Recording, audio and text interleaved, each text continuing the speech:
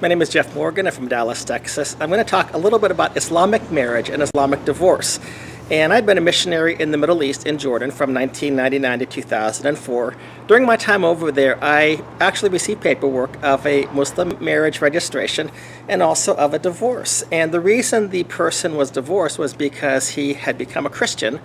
And according to Islamic Sharia law, his wife had the right and the duty to actually divorce him because he had converted religion. He had committed an act of apostasy.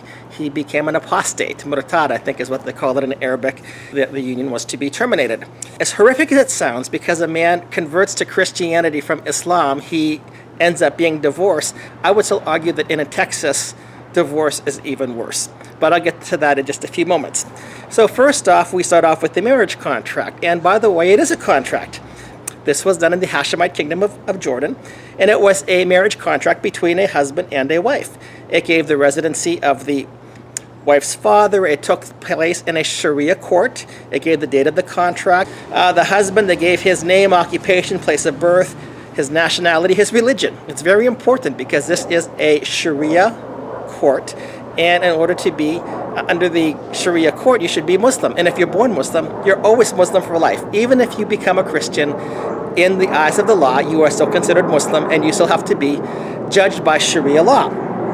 In addition to his religion, it gives his marital status. He was married, his occupation. And then it talks about his wife, the date and the place of her birth, the place of residence, and once again, her nationality, Jordanian, her religion is Islam, marital status, virgin. And that is actually notated on the marriage contract. And her occupation, which was a housewife. There is mention of the dowry that was paid, how much was paid in advance, and how much is deferred.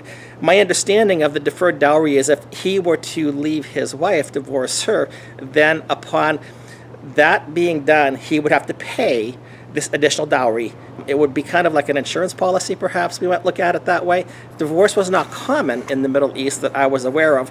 However, in the case of apostasy, in which a man becomes a Christian, leaves Islam and becomes a Christian, he was an apostate, then the divorce was permitted.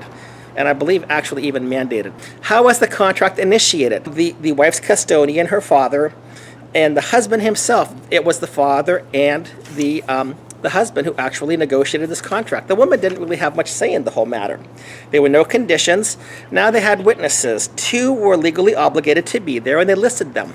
Why was it important that they have witnesses? Well, first off, they did not want to have this thing called secret marriage. So, and this goes back to the time right after the death of Muhammad, where the second Caliph Omar actually met a couple that supposedly had only one witness. I think it was a witness of a man and a woman.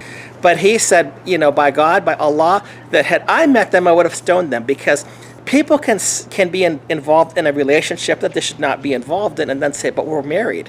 If it's a secret marriage, they would say, no, you're probably in fornication or adultery, you should be stoned. This was the culture, this was the religion. So the 2 public witnesses was necessary to say that this was a marriage. They also had to have the approval of the guardian and the permission of the court, which they had, and the text of the contract. The text of the contract, the wife's proxy, her father, addressed the husband, and I'm going to call the husband at this point Muhammad, because I'm going to protect the individual's name. Muhammad, I do wed to you my principal, my daughter, and her name will be Layla, again for the purpose of protecting them. I do wed to you my principal, my daughter, Layla, the virgin, against a denominated dowry. And the husband Muhammad at once said and responded, and I do accept from you her marriage to myself accordingly. So Muhammad paid for this marriage to Layla. They were married. And this was according to the religion of Islam. And one of the things to note here is that marriage was considered a contract. It was not just considered a secret agreement or maybe like, well, we're going to see if it works out. It was a contract. It was a legitimate contract which had witnesses and could be enforced legally. And the father and the guardian of the daughter, the girl who got married, the woman who got married, also ensured that it would be enforced legally.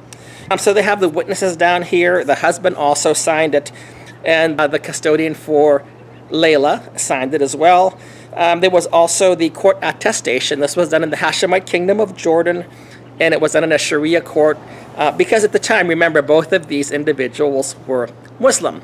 So we see that in the country of Jordan, marriage is actually considered to be a contract. It is a contract. It's a real contract. And two people have entered into it. Maybe one person said, I didn't even want to enter into it because the contract was made between the husband and the bride's father. The bride had very little to say about it. We might call it a forced marriage, who knows? But in many instances, the father would take into account the daughter's feelings. Not in all instances, but it was a contract. It was a legally binding contract. In America, we have forgotten that marriage is a contract. Even though we don't have the same type of contract, a contract in which one person is forcefully put into the marriage, perhaps, we do have two people, a bilateral contract, a husband and a wife, who have entered into a mutual contract, and they have witnesses with them.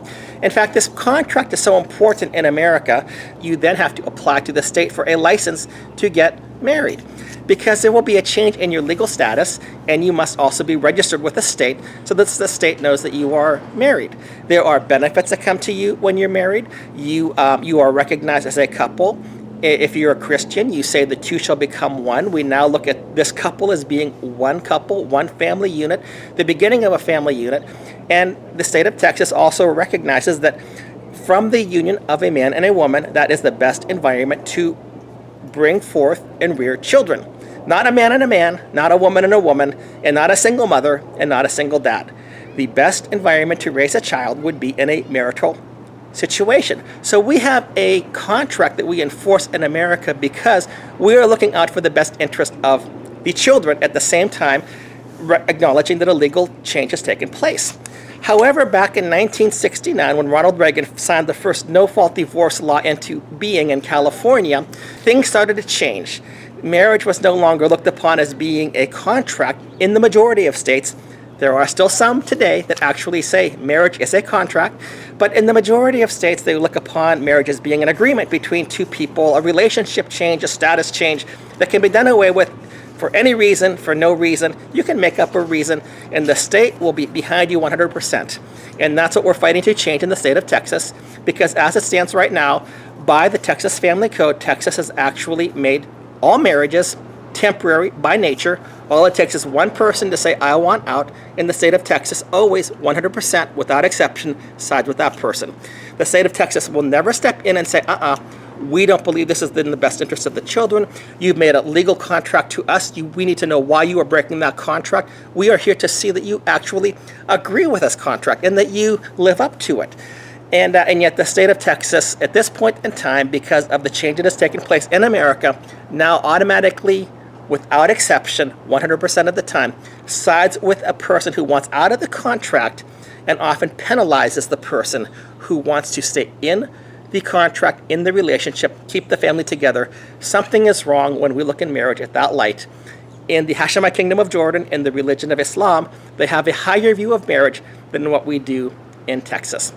The next video, I'm going to talk a little bit more about the divorce process in the Middle East, and once again state that as abhorrent as it may seem to some people in America and in Texas that this divorce took place because one man converted from Islam to Christianity, I will still tell you the laws in the state of Texas are more barbaric than the law in Islam. Thank you.